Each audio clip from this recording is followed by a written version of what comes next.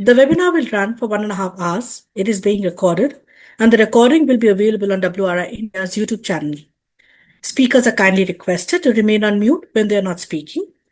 We have a dedicated Q&A session coming up in the agenda. Please use the Q&A chat box to submit your questions. For any feedback, please write to us at keepcoolchallenge@wri.org. Thank you for taking the time to be a part of this important conversation on one of the most pressing challenges of our time, heat and thermal comfort in India.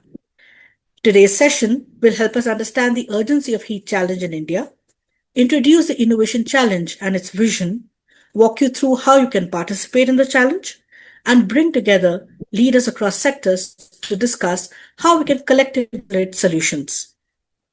I would now like to invite Sumedha Malviya, Program Head, Building Decarbonization and Sustainable Cooling, to set the context for the launch of the Keep Cool Innovation Challenge. Sumedha, over to you. Thank you, Ahona, and good afternoon, everyone, to this webinar, and I welcome you all. I will provide some context on why we need this innovation challenge targeting solution for the most vulnerable groups. In terms of timing, there can be no better time to identify sustainable cooling solutions for the most vulnerable communities, because globally, extreme heat is now one of the deadliest climate-related hazards, causing more fatalities annually than floods, storms, or cyclones combined. And as per recent projections on cooling and heating demand done by scientists at Oxford, the number of people living in extreme heat, that are regions with more than 3,000 cooling degree days, is projected to double from 1.5 billion people in 2010 to 3.7 billion people by 2050. This is under a 1.5 degree warming scenario, and India is one of the countries that will be most affected by these extremes. Next slide, please. Which takes us to India, where the implications of heat are being felt on health, the economy, and the energy system. In fact, as far as health is concerned, high humidity can make heat more dangerous. A survey conducted in North Central India observed that mortality increased by 33.3% when the daily maximum temperature reached beyond 40 degrees Celsius.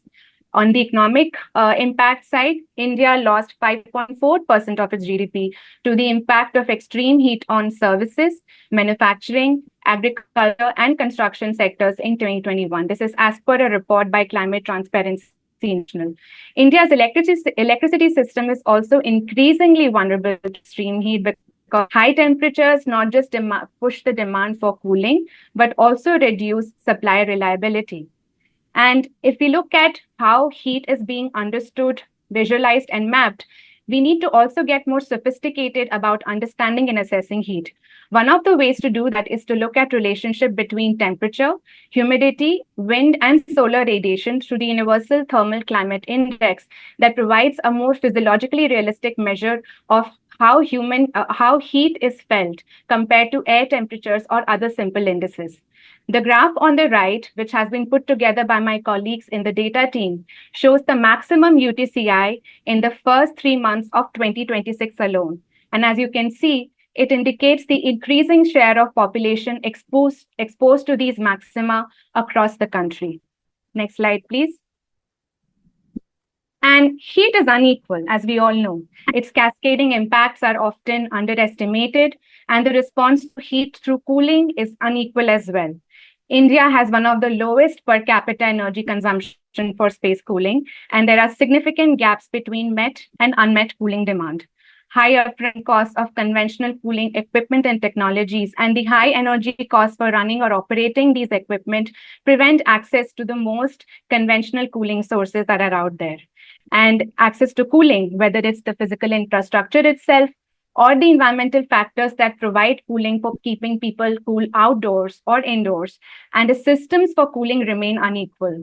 Researchers have framed this inequality as systemic cooling poverty, which is defined as a condition in which organizations, households, and individuals are exposed to the detrimental effects of increasingly humid heat stress because of inadequate infrastructure. Infrastructure can be physical, such as passive retrofit solutions, cold chains, or personal technological cooling devices, as well as social infrastructure such as networks of support, which are usually intangible, but also knowledge to intuitively adapt to the combined effects of heat and humidity. Next slide. So, who are the victims of the systemic cooling poverty? Which are the groups most vulnerable? First, communities residing in low-income housing, where the poor housing conditions and the use of thermally inefficient materials to construct these buildings contribute to hotter indoor temperatures. Next slide. In terms of communities and individuals dependent on livelihoods that require them to be in the heat outdoors or have access to some sort of cooling to make a living, and these include construction workers, street vendors, vegetable sellers, waste collectors, and small and marginal farmers. I'm sure there are a few others which we have not listed here, but these are communities which have to be outdoors to make a living, each facing their unique challenges. So, for example, when it comes to street vendors and vegetable sellers, there are not many options for cooling small quantities of perishable fruits and vegetables. Many small and marginal farmers are also forced to sell their produce the same day at distressed prices due to the lack of cooling infrastructure. In fact, post-harvest losses have reduced farmer incomes by 20 to 30% annually. And finally, the construction workers. The heat exposure significantly impairs the physical health of construction workers, particularly through dehydration and heat-related illnesses. Next slide. So, keeping in view of the challenges faced by these vulnerable individuals and communities, why do we need an innovation challenge? Aren't existing solutions worth for them? Next slide.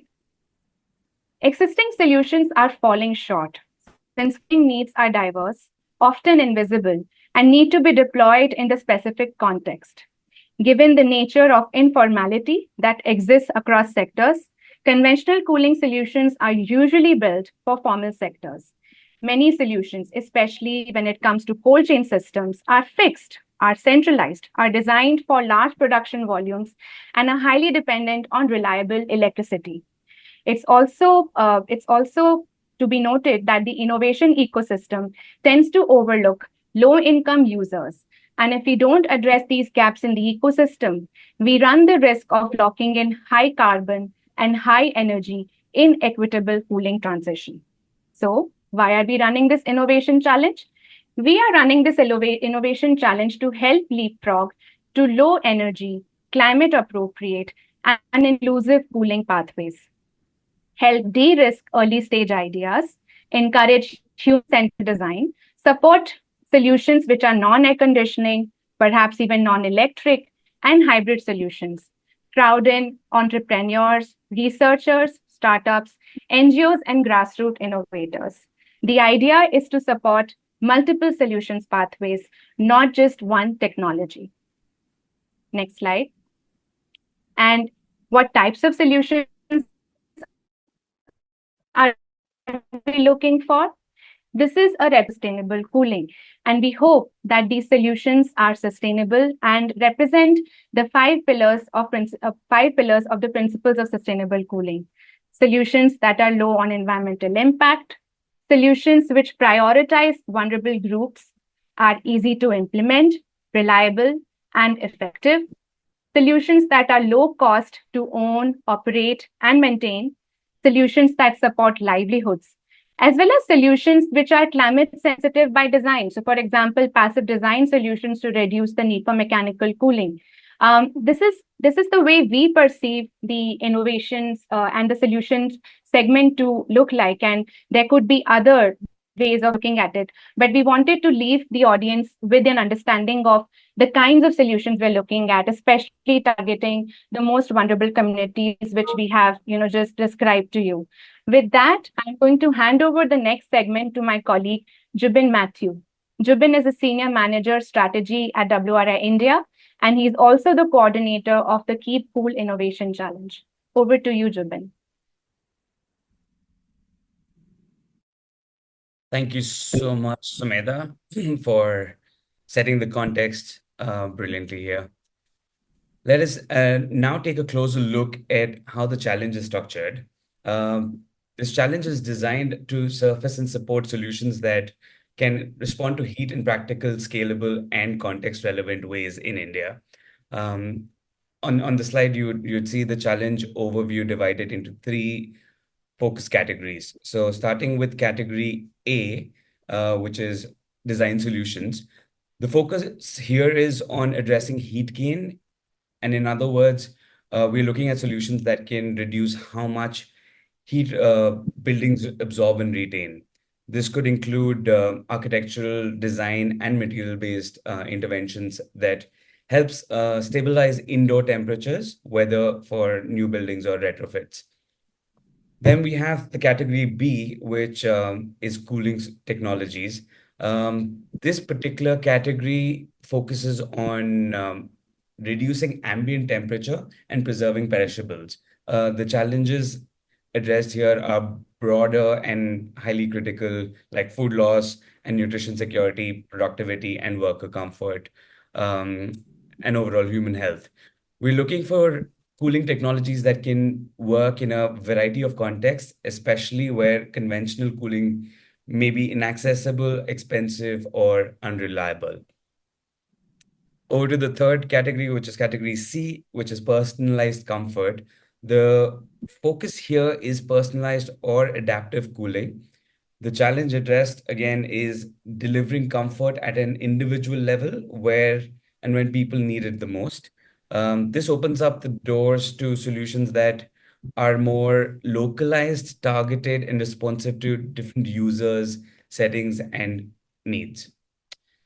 So, at its core, the challenge is not just about cooling in a general sense, but it's solving very specific problems, as you may see. Um, now there are two application tracks. One which is early stage, and the other is advanced stage. Track one, early stage, is for solutions that have been validated or piloted but are not yet commercialized. This track offers incubation support, helping innovators refine and prepare their solutions for the next stage.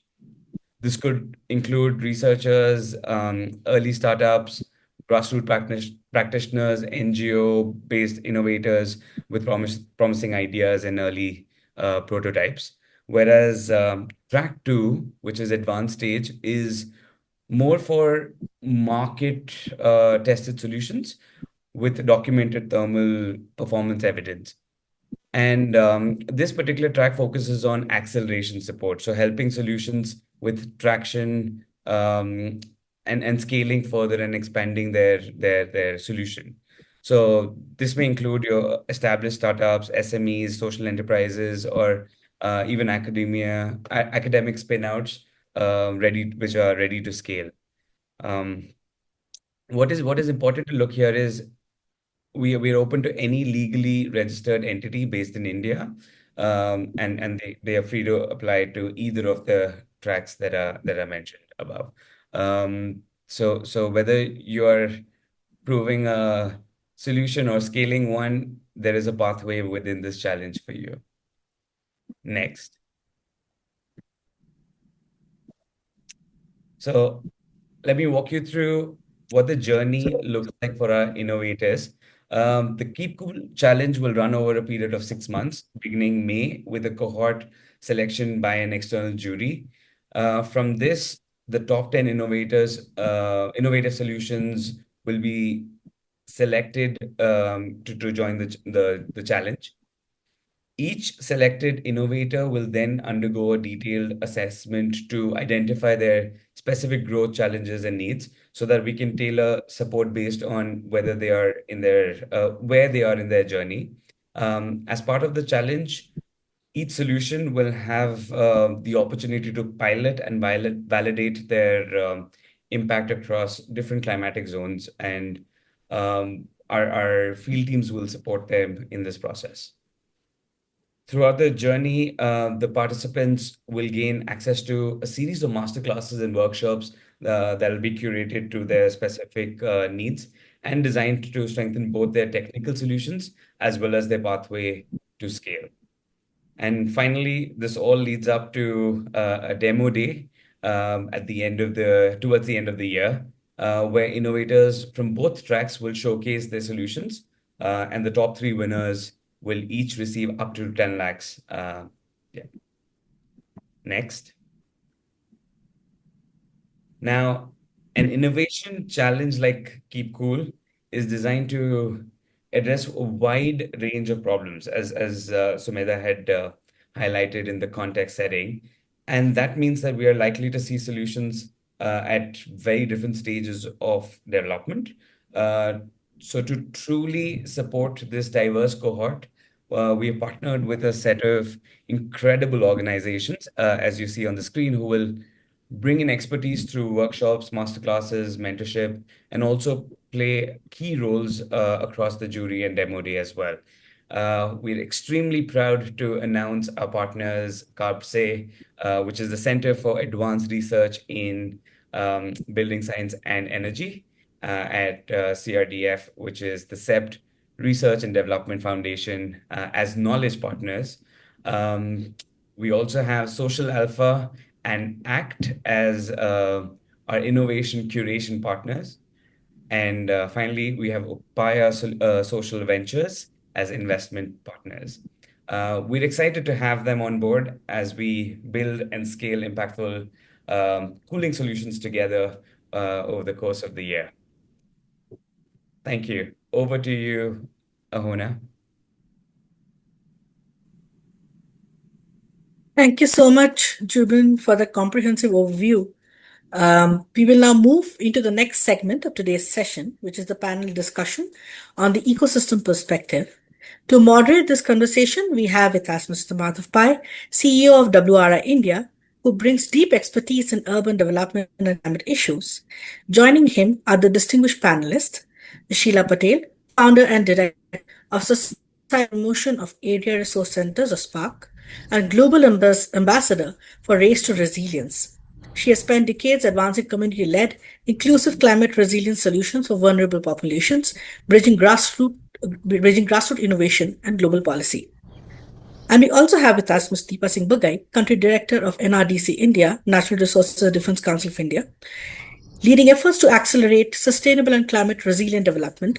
She focuses on clean energy, urban transformation, and policy, working at the intersection of research and action, and building partnerships to support India's transition to a low carbon, climate resilient future. Over to you, Madhav. Thank you, Auna. Welcome to our speakers, our panelists, both Sheila and Deepa. Thank you very much for joining us. Sheila, I know you're on vacation, so thank you for taking the time to being a part of this. We can most of our audience today are people who are these young innovators who have ideas. You've seen the presentation that Jubin has made, laying out what kind of solutions we are looking for. So I think if from your interactions with people living in informal communities, in slum settlements, can you maybe just talk a little bit about things you have observed, especially in the context of heat, that challenge the lives and livelihoods of these people? Yeah. Okay. You're asking me to answer right away. Yeah. Okay. Yeah. We'll jump. Okay. I think that first of all, congratulations for actually getting young people who are innovators into this discussion and conversation. My experience for the entire working of my life has been with people who live informally. And our experience has been that fighting the crisis of informality through a social justice lens means you want to fight for tenure, because then you think they can get subsidies and they can get infrastructure.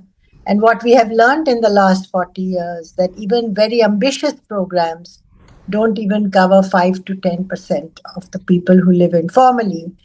And right now, the challenge is going to be that we are going to cross 1.5, and the climate refugees that are going to be created with desertification and disasters and heat-related challenges are going to end up with more and more such people living in cities. We are already seeing that now, and it's going to exponentially grow. So, one of the biggest transformations that we have taken up organizationally has been to say, let's not start with policy, let's not start with advocacy to tell governments and NGOs and philanthropists to do more, but to start with understanding and acknowledging that already for 3 generations, people have survived, built whatever fragile houses they could, found work in the city, have brought up 3 generations of children who have not had too much mobility, but they service the group. And so our process has been to start off with whatever they are doing and how they can do it better. So as you know, I run a global campaign called Roof Over Our Heads, and a lot of what I'm going to share with you is from that, which I hope will inspire the kind of innovations you are talking about. So I just want to start with an overall caveat to say that today onwards, none of us can talk about development without understanding climate implications of that development investment. So there's nothing that can escape the climate perspective. And therefore, uh, designing homes, developing infrastructure, laying roads, whatever we do in the urban space, as we can do anywhere else, has to have this gloomy but terrifying perspective that those development investments have to survive this extreme heat and these terrible conditions.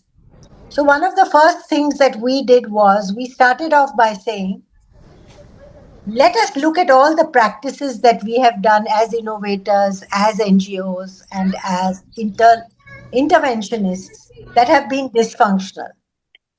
And the first thing that has been dysfunctional has been that we get convinced that we will have one silver bullet and that will solve everything. One thing.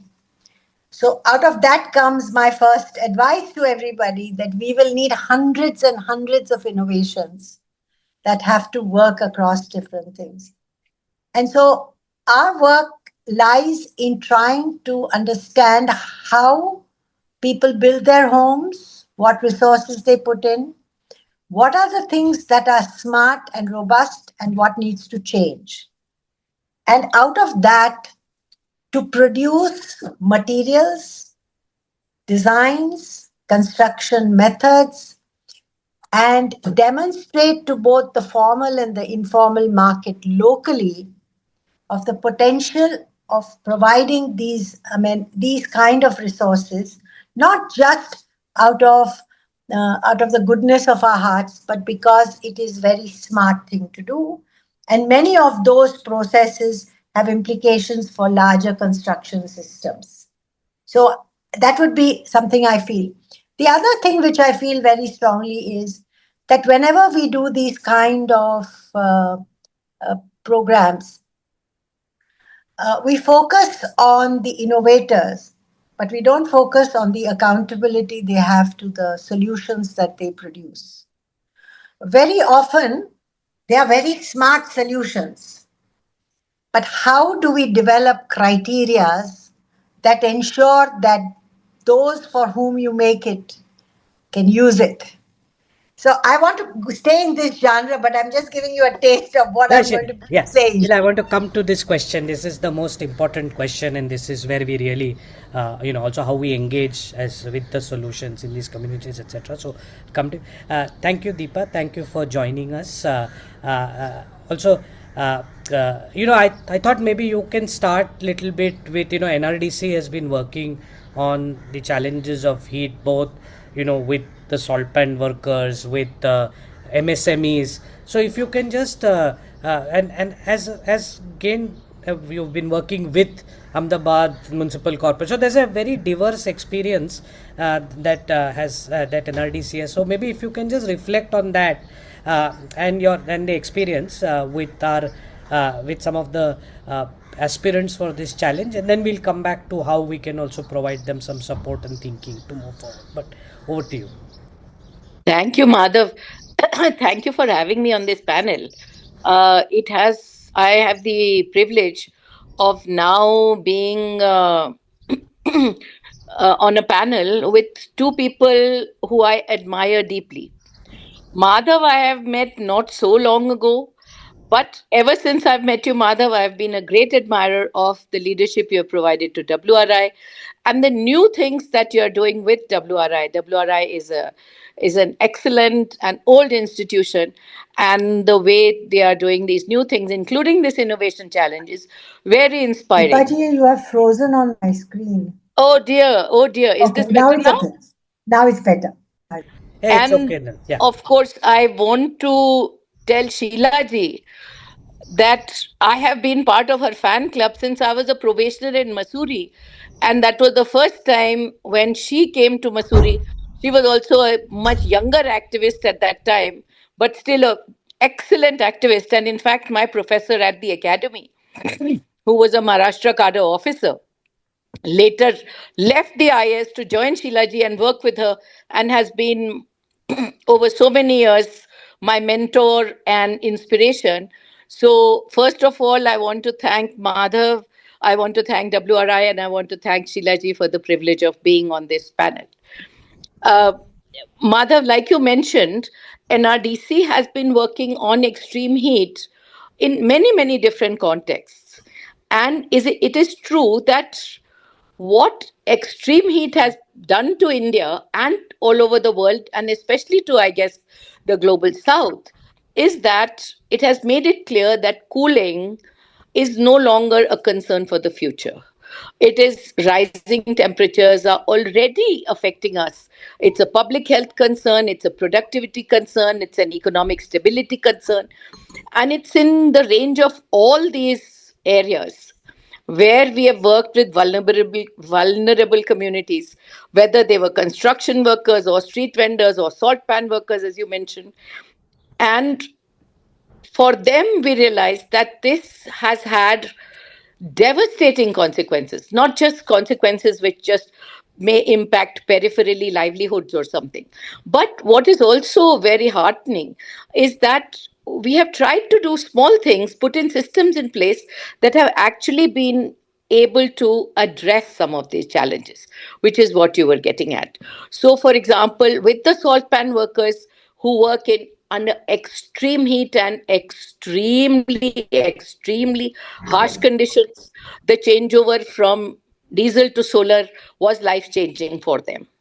Similarly, so that is like at the level of an industry, disorganized, unorganized, and for very, very vulnerable people. At the same time, we have worked with, let's say, started more than like 15 years ago with working with municipalities. And that was when we started working with Ahmedabad on the Ahmedabad Heat Action Plan. And now heat action plans have become ubiquitous. All municipalities, all urban development, local bodies would, if they have not already done that, are aspiring to or thinking of or are in some way in the process of putting together heat action plans. Similarly, when it comes to different kinds of approaches with regard to, let's say, cooling appliances, NRDC has been working on the appliance side of that story, on making more efficient air conditioners, and now working a lot on more efficient fans. So, yes, you're right, NRDC has worked across a range of stakeholders to make sure that cooling, which is no longer, like I said, no longer a luxury, it is something which is a byproduct of the world we are living in a sense, and of the progress within inverted commas that we are seeing. So we do have to find solutions, and those solutions are basically part of a frontline climate and development issue. It is no longer something that is on the sidelines. And it sits right at the intersection of India's goals on heat resilience, productivity, sustainable urbanization. Now, all these are challenges. Sheilaji was mentioning that there's a whole lot of people who live in urban areas which are not provided by any kind of service, and they have survived for 3 decades. But their survival now is increasingly a challenge, getting more and more difficult. And that is happening partly because it's the heat, but also they are not even getting a full night's rest in a cooler climate, so they are not able to recuperate. I mean, there are so many examples, and I just saw that last year where I live, that I was just going into the office. Must have been around 9:30 in the morning, and two women who were walking in to just work as part-time workers in a household, one of them fainted on the street. And of course, I stopped the car, and other people gathered and everything. And when we took her to the doctor said that she's not been able to sleep. She's just suffering from something which is a kind of disguised heat stroke. So if it is becoming that ubiquitous, I think we really need to do something, which is why I think what you're doing as part of this challenge is something so important, because clearly what we have in terms of the solutions that are widely available, that are at the moment considered solutions, are not enough. Which is why it is so important to turn the problem on its head, in a sense, and say, okay, let's start, let's go to the drawing board. Let's see what it is that we can do which makes things different. How is it then that this will actually help to make cities more livable? It will help to make workers more productive, and will be able to tackle this infrastructure which is coming under stress. If we get this right, if and only if we get this right, cooling can support both adaptation and development, but not the way we are looking at it at present. So, what we need better housing, safer workplaces, energy efficient growth, and a cooling transition strategy, which at present is simply not there. There are small things NRDC has done, small things other agencies have done, small things government has done, but it hasn't come together in the way that we can see a transformative attempt at changing how India cools its population and how the global south cools its population, and in fact, even to really kind of be brutally frank, even the developed world looks at cooling solutions. So I think that while we have a cooling action plan at the macro level, while we have action plans at the level of districts and municipalities, what we call the heat action plans, and we have specific interventions like more efficient air conditioners, and in terms of appliances, in energy efficiency. Collectively, also, they are not enough to be able to tackle the problem, which is why I think what you're doing as part of this innovation challenge is absolutely essential, because a lot of the people who are part of this innovation challenge, many of them might not have experienced extreme heat in the way that a construction worker would experience it, a gig economy worker would experience it, a vegetable vendor would experience it. And that is why I was so impressed by the initial presentation which your colleagues made, in which they highlighted all these factors and are drawing attention exactly to these kind of people, uh, who will actually benefit from an innovation that could actually help them change the way they experience thermal comfort. I want to go back to what Sheila ji had said. And she had mentioned that we should see what it is that hasn't worked in the past. I think if we look at that aspect also, we'll probably get to know what is it that could work in the future. And I think this is all about looking at the future. It's also extremely important that young innovators come into this.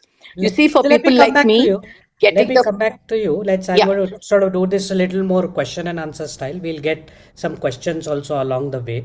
But I think what both of you have excellent. said Yes, yes, is, yes. I think what both of you have said is very clear, right? It's a here and now problem. It's about people sleeping at night, or not being able to sleep at night. It's so it's being able to cater specific solutions to specific communities, specific occupations, specific geographies, so there is a need for many solutions. It's a here and now problem. There is a need to build many solutions. To a large extent, I think there is innovation, cooling technology innovation is happening, and we are able to do it more energy efficiently. We're doing it more effectively. That's also, I think, things like passive design that we talked about are things that have been practiced in this country for thousands of years now, because that this but I think right now, I think what we are seeing is how do we use how do we bring this at an affordable cost in the circumstances almost in which a lot of these communities live. So broadly also, I think, I have also spoken to several people. I think people are now saying that five six categories of responses are possible. One is infrastructure, and the other is just cooling, which is air conditioning. People are starting to think about how can we use blue green and trees and water and other things to naturally do cooling. In workers, people are talking about variables now, whether there are and so there's also a whole range of and then of course this is on the personal side. Then on the supply chain side also, whether it's the impact on livestock production, the impact on food storage, impact on just how fast food gets spoiled, all of those sorts of aspects also start to come about. So I think one of the ideas of this challenge was how do we now get these more custom solutions, or how get these broad ideas customized. But I think since this is going to informal communities, this is going to rural communities, Sheila, you work very, very closely with these people. So what sort of advice, or what sort of uh, you know suggestions would you make to some of these innovators to engage with these people, help them better connect and understand the needs, so that then they are able to better sort of customize their ideas? So maybe if you can share also. Thanks, Madhav. As you know that 3 years ago, we had an ambitious plan that we would run 100 learning labs in informal settlements in 20 countries. And our crucible is India. So we're working in a range of things. And just to sort of say one thing before we go on, extreme heat produces torrential rains, and they produce storms and winds. So we have to deal with the whole composite climate that you're talking about. And I think that very often when we talk about how to deal with torrential rains as part of extreme heat, people say, "Arey, nahi, wo to garmi nahi hai." That is about water. And I think that so first of all, as your campaign, it has to be that you have to look at what are the resilience producing measures that help these communities cope with extreme weather, which heat is producing. It's a better way to produce the insight. Uh, in our work, our biggest excitement and learning has been to treat communities as co-producers of that innovation.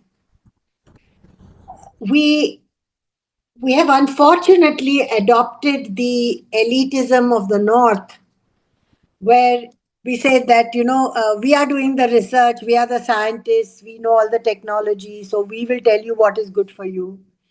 But what even the biggest corporates have taught us is that good quality R&D starts with understanding the needs of the person who will ultimately have to buy that product. And one of the things your campaign should do is to make it financially viable, which means it may need innovation. For innovation it may need money, but ultimately it has to be produced at scale and should be available just like tarpaulin and bamboos and all that are available to slum dwellers. That's one. The second thing is very often the ideas and solutions that we provide to people are not accepted by them. And we treat them like they are old fashioned, they don't understand, they're illiterate, they're uneducated. But we have found that there are profound reasons why there is a rejection of many of the innovations. So, how are you sensitive to that? Because that for me is very important in the persona of somebody who's exploring innovations. The third thing is having the capacity and the guts to fail. You don't produce amazing things at first shot. And we are trained by development investors to hide our failures. We don't celebrate failures. We say, "Arey, nahi, nahi, kuch nahi, bolne ka nahi." So failures actually guide you of what not to do. So I would say that for these people, and the fourth thing is test it out rigorously. And therefore, you guys have to work out some form of time frame that doesn't push people to become Speedy Gonzalez and fat, do something and produce something chak. No, not like that. Because that won't produce real transformation.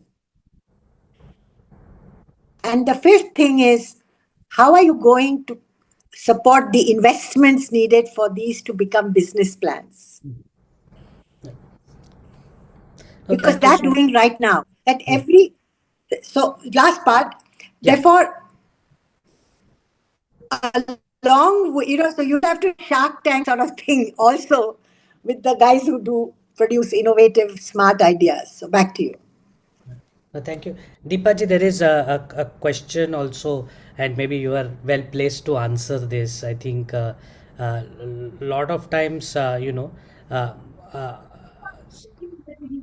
how do we the administrative challenges faced by ULBs and state agencies, um, when engaging with some of these informal communities, or so I think how do you advise um, uh, some of these how do we advise engaging with this sort of facilitating this engagement between the informal communities and some of the state agencies? So any reflections from your experience, any suggestions, any thoughts?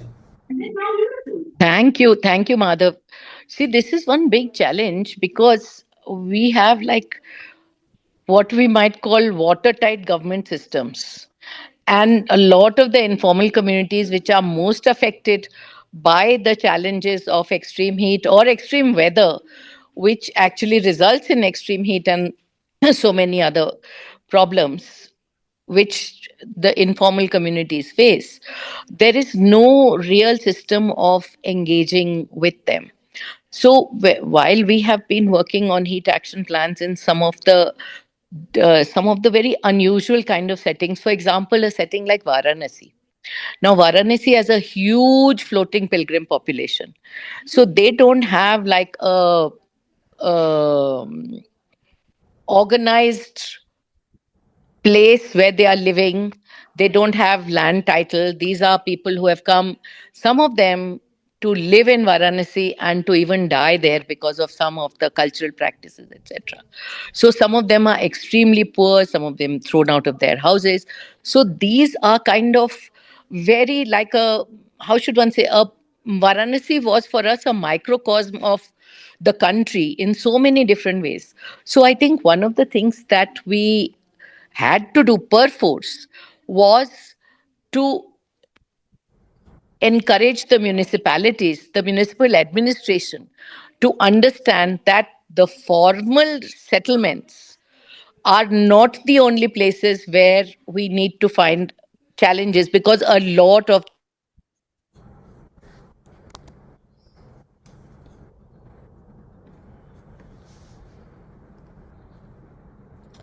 I think extreme so. heat created by extreme heat were in these pockets which were outside of, let's say, what the city administrations could even envisage.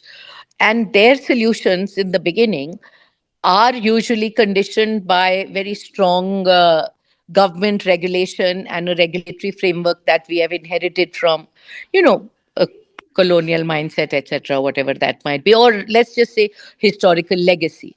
So I think what we tried to do and what we, to an extent, I would say, succeeded in doing was to negotiate this gap, help negotiate this gap between the voiceless and the rightless with the authorities who typically do not even have this in their broader framework. This is only like when there is a death or something, then it's like an emergency measure that is taken to deal with that emergency situation. But to do structural adjustments and structural changes for these areas or for these kind of communities has been an uphill task. And I'm so glad that whoever asked this question, it's a very perceptive question. So I think what we've tried to do and what many others who are now working on heat action plans are doing are looking to design them with the communities and get an interface between the stakeholders and the community representatives with the authorities to first understand their needs instead of just saying that okay, we will designate this zone as for this kind of settlement and this for this. And despite the fact that urban bodies are extremely challenged, a, by the regulatory frameworks, but b, also by financial constraints, this has been something which we have tried to tackle through a range of innovative solutions, including finding members from these communities, creating platforms where through different intermediaries that the that the administrative bodies are able to bring the actual affected communities into the conversations. And I think that has been the biggest success of the fact that the heat action plans are now being designed. For example, like I gave you the example of Varanasi, we are doing one in Ayodhya. Something was similar was done in Churu. There's work being done in Surat, which is with the industrial clusters, where we are consciously looking at helping the administrative bodies to understand the needs and the challenges and the acute distress and the challenges of extreme weather which communities like these face.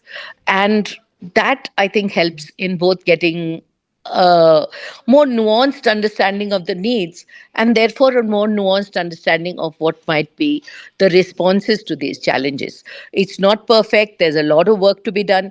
The solutions are also not all there. So, a lot of solutions from a systemic level are also needed. So, it's not only about having, for example, promising low energy cooling technologies. People who need them most are not able to access them because the barriers are A, just awareness and being able to bring their problem out, B, affordability, C, financing, D, distribution. So, the innovation has been and has to be beyond technology. It has to be in the way these structures talk to each other, in the way that the solutions are designed. And I think the very nice word that Sheilaji used, co-designing, being ready to fail. All these things have to fit into that administrative structure. And I dare say some of it is happening, but a lot more of this needs to happen. Thank you, thank you. Uh, Sheilaji, there's a question from Abhay Aluwalia, and he's asked you to elaborate a little more on how to, how do we engage with some of these communities to make them co-builders. So, Okay. yeah. So, Thank you. This is my favorite question. And I want to offer to all of you that if tomorrow you have a bunch of people who want to actually go deeper into it, the root team is trained first and foremost to treat everybody involved in this process as a designer of the solution. And it means a lot of young people have to learn to talk very differently to people who would have been the bai that comes and cleans their house or cooks in their home or gets them something. And I think it's a wonderful exploration. So, first of all, it starts off with observing what people are doing with what they have and beginning to respect the ability to survive, because it's only through a acknowledgement of the amazing, innovative, and uh, the we happily call it jugaad and all those things, but the fact is that making do with what they have to survive is a skill set we all don't have, but they have. So what is it? What has it taught them? What do they know better than you? What do you know better than them? And therefore, how do you create a capacity to co-produce that exploration of what is needed? So, just to give you an example, when we started Roof Over Our Heads, everybody thought that in these 100 locations, we were going to build everybody's houses with charity money. And we said, no, we've learned long ago that there is even government money is not enough. So we said, let's look at what people are doing. How much money are they spending? Why do they make these choices? So, this is classic market research that big companies and small companies do. We in development don't seem to feel we have to do it because we know already. So I think it's to start with just engaging people, not saying, I'll give you lollipops, I'll build your house, I'll do this. To say, you don't know, I don't know. Let's go produce. And you need guts to do that. And when you pass that pathway, that milestone, you have real partners. So now we build houses. So we have a committee, local community, who does assessments. All the local kadiyas are there, the material providers are there. If there are any money lenders or any SHGs, they are there. And we say that we need to produce solutions that fit, first of all, in what they have so they can do course correction. You don't, because everybody's aspiration, humko naya ghar chahiye. And that produces debt. So we said, no. Our research showed that they spend 11 to 22% of their income on just refurbishing their house before a season. Abhi rain is coming in Mumbai. They'll bring tarpatri, they'll bring all kinds of things. They'll put 5-6 covers on top of their roof to hope that it will not leak. But what our team is doing, which is all young professionals, they're all architects, planners, engineers.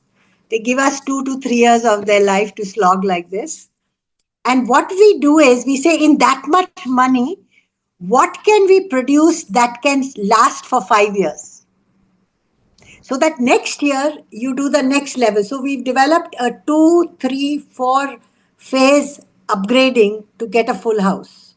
But that has come out of understanding why they do, what is the logic, what are the systems. And I think that there is now a very clear strategy. And we are shocked when we tell this to people who are our partners, big companies that are doing cement are trying to do cement, green cement, people are trying to do paint, people are trying to do all kinds of materials. They say, but we do the same thing. So it's not different, it's with a different constituency. So I would like to say that these are things that, when you said late that you would have support master classes for them or something, this is a very integral part of that. Well, thank To you so make much. it sure that they are comfortable and everything. No, Okay. thank you so much, and thank you for your offer. And I think we will definitely take you up on that. I think we are coming close to time. There is one question was there on role of businesses, and I think I, I think work. I think it's very clear that worker productivity is something that is very important to businesses as well. I think businesses absolutely need to play a bigger role in making sure that you know, uh, they support their workers, whether they're gig workers, whether they're full-time workers, in dealing and managing heat stress both at the place of work but also then in their lives. So I think that is an integral question. There's a question really on role of businesses. I think one of the early and Deepaji talked about Surat, but one of the early stories that I had heard was how the diamond merchants in Surat worked with the Surat Municipal Corporation to change working hours, so that the workers would get time off in the afternoons when temperatures got very high. So I think there are again also these kind of practices that are in place, but I think how do we all learn together and do things that work best also in a broader context becomes very important. But I think the role of businesses is extremely important. I think some of organizations like Zomato etc also are making certain measures. They're talking about also offering water to people who come to your door. So businesses are also taking small steps, but I think it's very clear that we need much more organized, concerted action from all of us. I think with that, I think just one. Any last? I think we've covered most of the questions. I think one. Any last suggestions, points from you, Deepaji, for these young innovators, before we say goodbye and hand it over to back to the organizers? Yeah. Yeah, I think some of the important things that the young innovators have to keep in mind is that they really need to keep in mind the ground realities. And that is often done through working with community institutions, organizations like Sheilaji's, which actually give them a much better sense of what is the challenge that they are addressing. But on the other hand, I think we as institutions, and I have come from a government background and from international development organization background, I think we also need from our side to look at some of the systemic issues.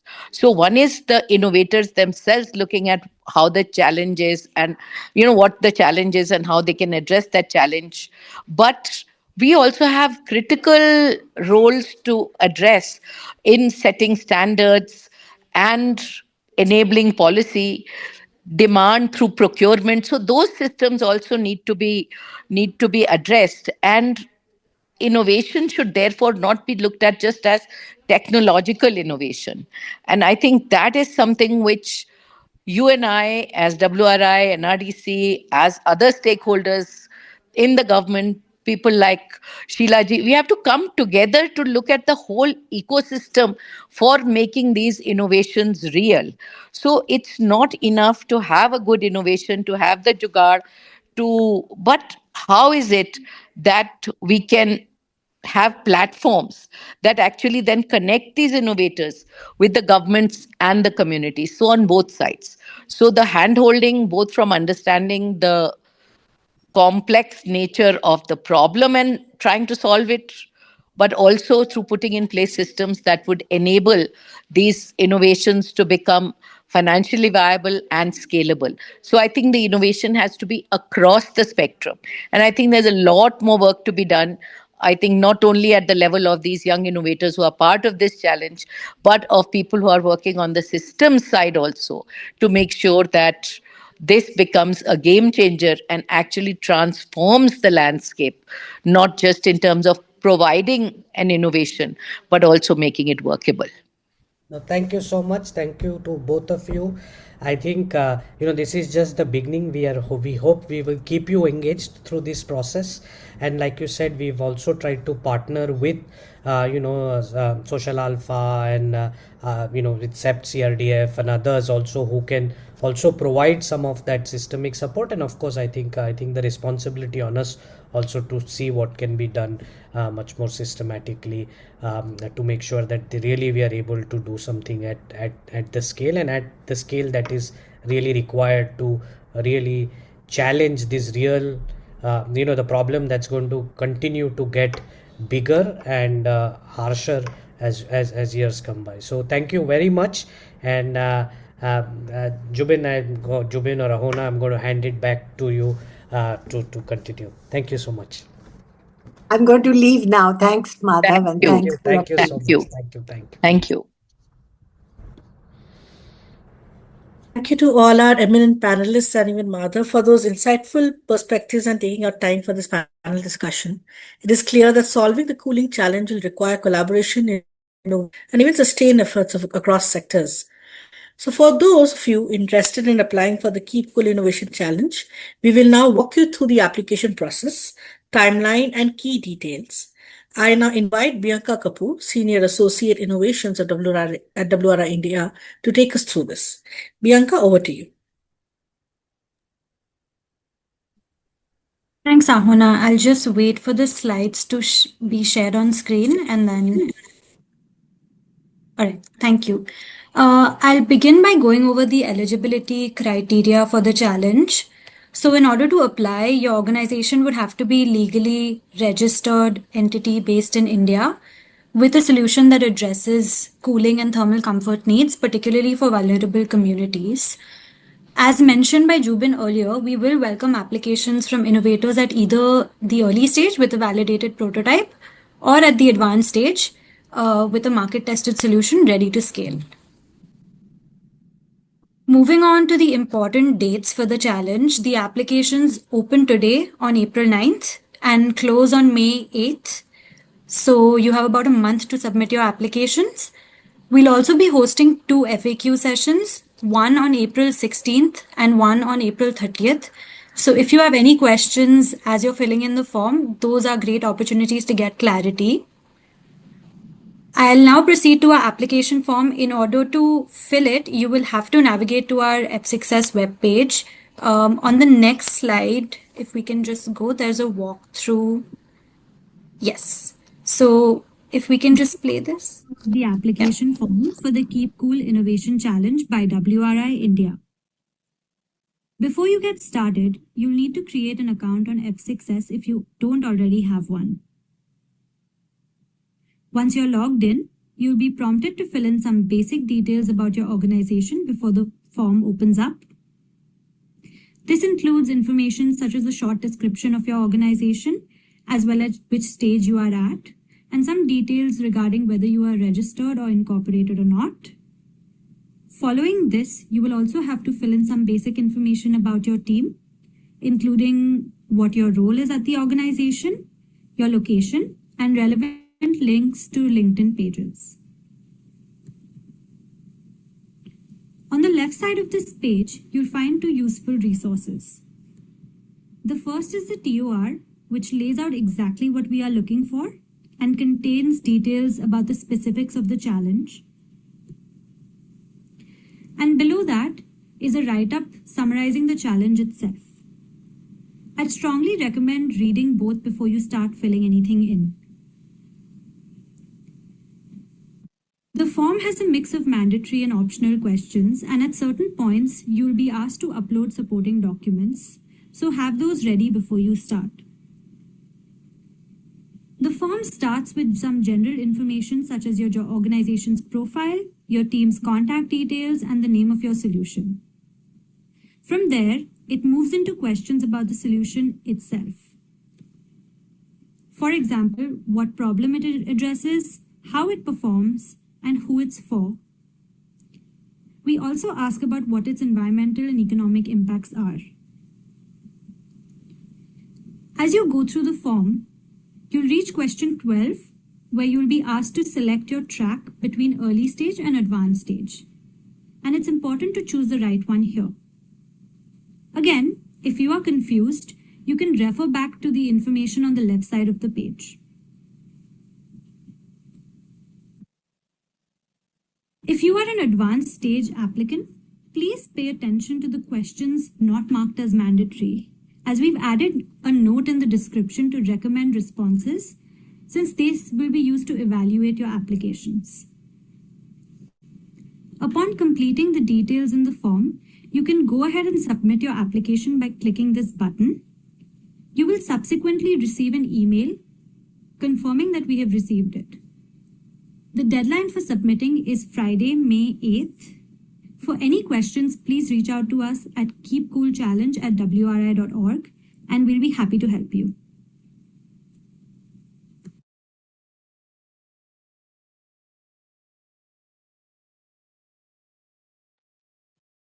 All right. That's it on the application process. I'll hand back over to Ahuna and you can take it from there. Priyanka, for taking us through this application. If anybody has any questions, please use the Q&A chat box. We will now open the floor for a Q&A session to address all these questions of yours, challenge, application process, or anything discussed so far. I would like to invite Nikhil John, Head Climate Finance, Sustainable Cities at WRI India, to moderate this session. Nikhil, over to you. Thanks, Aruna. So everyone, we've got wonderful questions and really interesting questions that have come through the chat. Some of these have already been answered, but I think some of them are quite relevant to the audience here. So I'll reiterate some of those and answer others as well. First, there's a question on, could we clarify how we're defining innovation within this context? Are we looking at new technologies, novel applications, existing solutions, innovations in delivery, financing, business models? So the answer is it doesn't have to be new technologies. It can be adaptations of existing technologies for new contexts, populations, or climatic conditions. So all of that is very much welcome. However, the key part is that all the solutions must demonstrate clear innovation in affordability, applicability, and be able to reach the bottom 50% of the population and vulnerable groups. The other question, there was a question in terms of, are we looking at a specific TRL? It's not TRL specific, but if you look at the terms of reference, the track 1 is the track that you should apply for if you have a validated prototype, but hasn't been taken to market yet. Track 2 is the one where if you have a market tested solution with documented thermal performance data and has a pathway to scale, if there's at least a pilot, that's for you to apply in track 2. There was a question on saying that there are folks in the fabrication stage of a climate sensitive, basically a solution on street vending kiosks. And the piloting will happen in a month or so. And they want to refine and design the pilot and then scale. So are they eligible? Yes. So essentially, any solution that applies to sustainable cooling, you're eligible to apply under track 1. And all of these details will be there in the application page under the terms of reference that you'll be able to see on the application page. There's another question on, does this apply to heat in the context of food or producing, or the produce that gets spoiled, or is it more to do with human health? So it's really all of the above. Heat implications on human health, food security, food waste, food loss and waste is also applicable. Let me see. Yeah, so there's a question in terms of, have we considered any program or tracks for earlier stages, like idea or early prototype stage? This is a great question. So basically, when we were, looking at different initiatives that support cooling innovations and solutions that are designed for the most vulnerable groups, the earlier R&D stage was also a big gap. However, we say this with humility that it's not for WRI alone to do. It's also through partners, particularly community groups. So we hope that we hope to nudge the innovation ecosystem for more human-centered solutions and make these more affordable, reliable, and of high quality. And while recognizing this is a big gap, in order to cater to all three, R&D, early stage, and advanced, we decided for this phase of the initiative, we look at early stage and advanced, not the R&D stage. However, this is multi-year, so we can explore this in the next stage of the initiative. And we also, through this challenge, we hope to unearth some of these barriers that are there even at the earlier R&D stage, so that it informs our design for the next phases of the challenge. So these are some of the questions that we wanted to cover. Also, I'll pause here though if my colleagues want to pick up any other questions.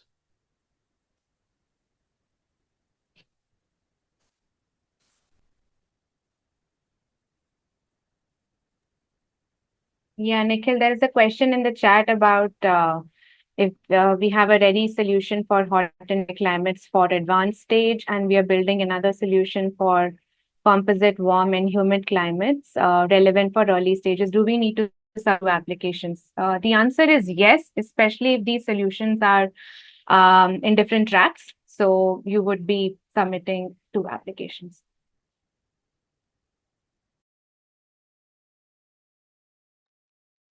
Thanks, Sumedha. So I think also just want to reiterate that April 16th, we will have another dedicated session for FAQs. And please do join that and we can answer more of your questions. In addition, there is an FAQ section as well that will be there on the application page.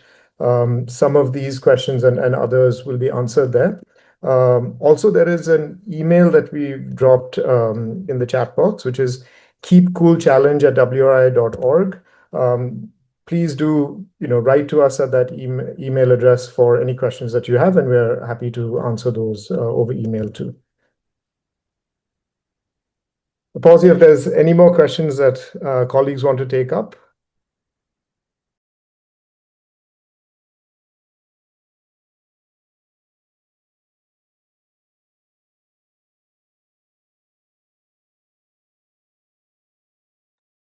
Okay.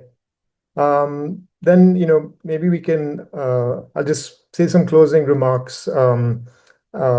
So just wanted to say that you would have seen across the presentation and even the panel discussion that clearly today we're facing a reality where extreme heat is no longer a distant climate risk. It's really a daily threat to health, livelihood, and dignity, especially for those who have the least access to cooling. For millions across India, outdoor workers, small farmers, families in informal settlements, children in classrooms, and patients in public health facilities, heat is not just uncomfortable, it's dangerous and often unavoidable. It's not just a climate issue, it's an issue of equity that was spoken about earlier as well, systemic cooling poverty. So what do we really, what can we do about this? So solutions do exist. We need solutions that are not only innovative, but inclusive, solutions that work in the real world across different geoclimatic regions, incomes, and contexts, solutions that are low energy, affordable, and really designed with people at the center. And as was explained even during the panel discussion, is that these solutions really need an ecosystem to help them move from prototype or pilot to scale. And that's why we're partnering with amazing organizations on this challenge to really move the needle. And not just for this year, since we aim for this to be a multi-year program. Like Sheila ji said, it's important for innovators to really understand the user experience to ensure that they're getting high quality products and services that serve their needs, co-designing with them, and how Deepa ji mentioned, it's important for solutions to cover affordability, financing, and distribution. So our hope is through our partners on this initiative and partnerships going forward with community groups, we hope to support applicants across these areas to co-design, using user input, refine their solutions, and address adoption barriers. Deepa ji also spoke about systemic challenges like regulations and setting procurement conditions that are more amenable for innovations in this space. And this is really also where our experience and that we can take from our experience in this challenge to really understand the challenges that innovators face and get that critical information and be able to work with our partners on addressing some of these systemic challenges as well. So to close, this challenge is a call to builders, entrepreneurs, and grassroots innovators to really reimagine how vulnerable population cool their homes, workplaces, supply chains, and themselves. So if you're working on a solution, whether it's new material, a cooling technology, or a simple but powerful design intervention, we really want to hear from you. Your idea could help improve health, protect livelihoods, make our communities more resilient to a warming world. We've shared the application link in the chat, and we'll continue to do so over social media in the coming weeks. And if you have any questions, like I said, please do email us at keepcoolchallenge@wri.org. Please apply. Let's collaborate to be part of a cooler, more equitable future. Thank you.